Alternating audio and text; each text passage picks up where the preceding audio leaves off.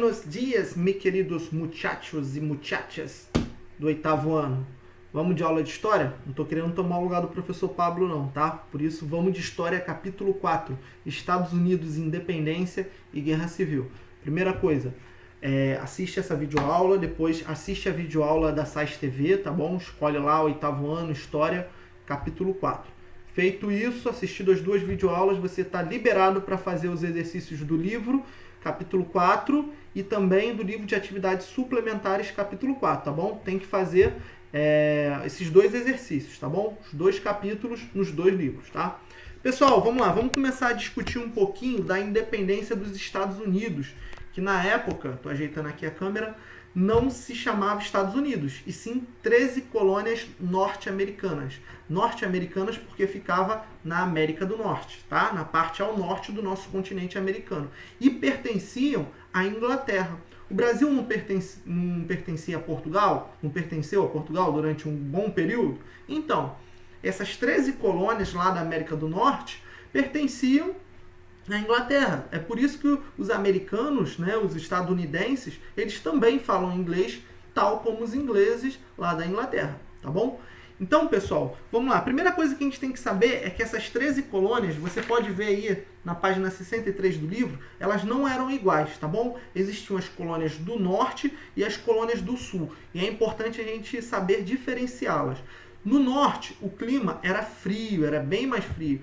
Por isso, os produtos, né, vegetais que ali eram cultivados, eles não eram interessantes para a Inglaterra, porque em sua maioria, os produtos que eram cultivados no norte, a Inglaterra também cultivava lá no seu território, tá bom? Na Europa. Porque eram geralmente trigo, cereais em geral, tá bom? Então, lá no norte, nas colônias do norte, parte rosa aí do mapa, na página 63, eles viviam basicamente da pesca, coleta de madeiras e também de cultivando esses cereais, batata, enfim, tudo que dava lá na Inglaterra, tá bom? Outra coisa, a mão de obra que vai trabalhar nessas colônias do norte, as pessoas que vão trabalhar, vão ser livres e assalariadas. O que é isso? Vão ser pequenos agricultores que vão plantar ali no seu terreno e vão cultivar vários produtos para poderem comer e fazer um pequeno comércio local. Então eles são livres, tá bom?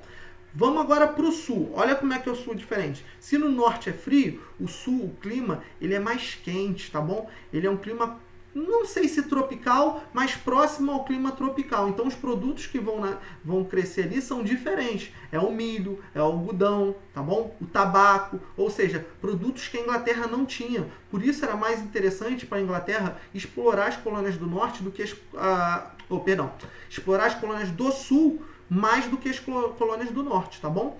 Então, se no norte o clima é frio, no sul o clima é mais quente. Se no norte a gente vai ter pequenos agricultores, no sul a gente vai ter grandes latifundiários. Eles vão instituir um sistema que a gente chama de plantations. O que é isso, professor? É uma grande fazenda enorme, a gente não consegue nem ver o limite de tão grande que ela é, e lá vai se cultivar geralmente um ou dois produtos, geralmente um só. Quando cultiva de um produto só, a gente chama de monocultura, tá? Uma monocultura muito forte nessas colônias do sul vai ser a do algodão, tá bom? No norte a gente vai ter a policultura, o cultivo de vários gêneros, porque como eu falei, o norte não tinha produtos interessantes para serem exportados para a Inglaterra, somente o sul, principalmente o algodão, tá bom?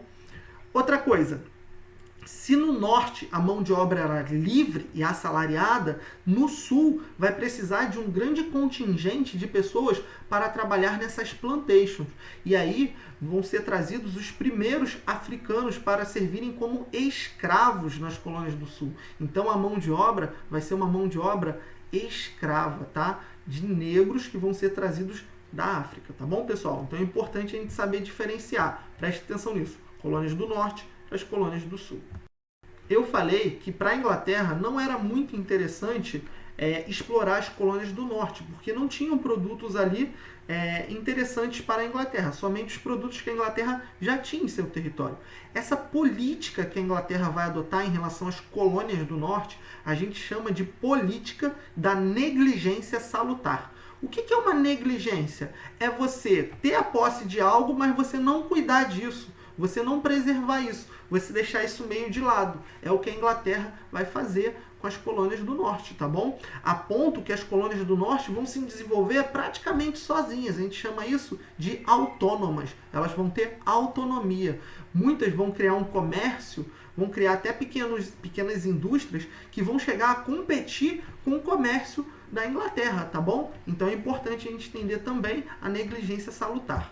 Então a Inglaterra vai manter essa política de negligência salutar até se envolver na chamada Guerra dos 7 Anos. É uma Inglaterra uma guerra, perdão, que a Inglaterra vai entrar contra a sua grande inimiga, a França. E a Inglaterra vai vencer essa guerra. Porém, ela vai sair com uma crise econômica. Ela vai gastar muito dinheiro e vai precisar repor esse dinheiro. E aí que ela vai começar a explorar de maneira, digamos assim, mais eficaz as colônias do norte, porque a gente já viu que elas exploravam as colônias do sul. Então, pessoal, a partir daí, a Inglaterra vai baixar uma série de leis conhecidas como leis intoleráveis. O que seriam essas leis? São leis que prejudicavam os colônios das colônias do norte. Tá bom? Um exemplo dessa lei, lei do chá, tá? Todo chá consumido na colônia tinha que ser em inglês.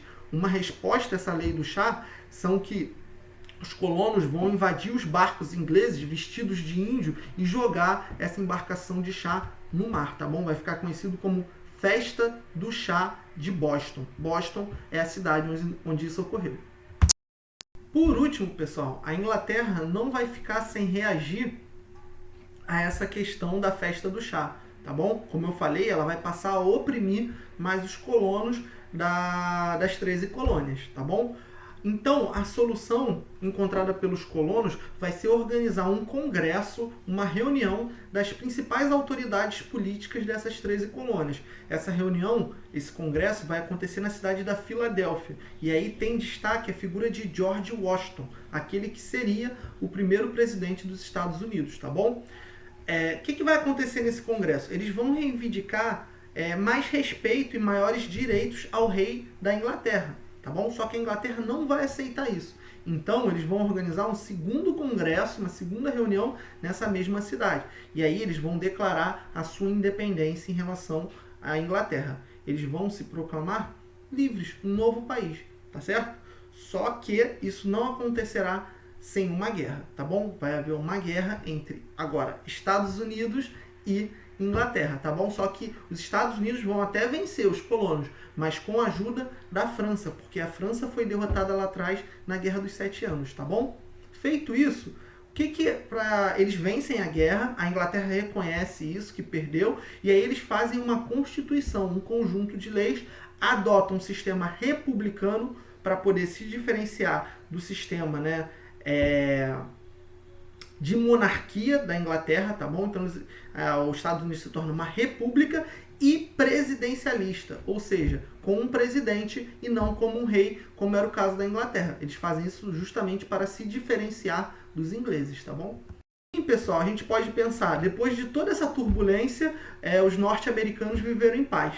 Não, tá bom? Vai acontecer uma guerra civil. Lembra das diferenças da colônia do norte para a do sul? Então, elas vão continuar existindo. Então, norte e sul vão se tornar agora inimigos, justamente por causa de qual modelo que deveria ser adotado nessa nova nação.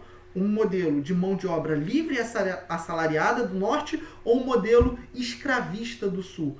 E esse acontecimento, essa guerra, vai ser a Guerra Civil Norte-Americana ou Guerra de Secessão, tá bom? Que vai opor Norte e Sul. Quem vai vencer é o Norte. E graças a um homem chamado Abraham Lincoln, um presidente muito importante na história dos Estados Unidos. Depois que o Norte vence a guerra, ele decreta o fim da escravidão em todo o território estadunidense, tá bom?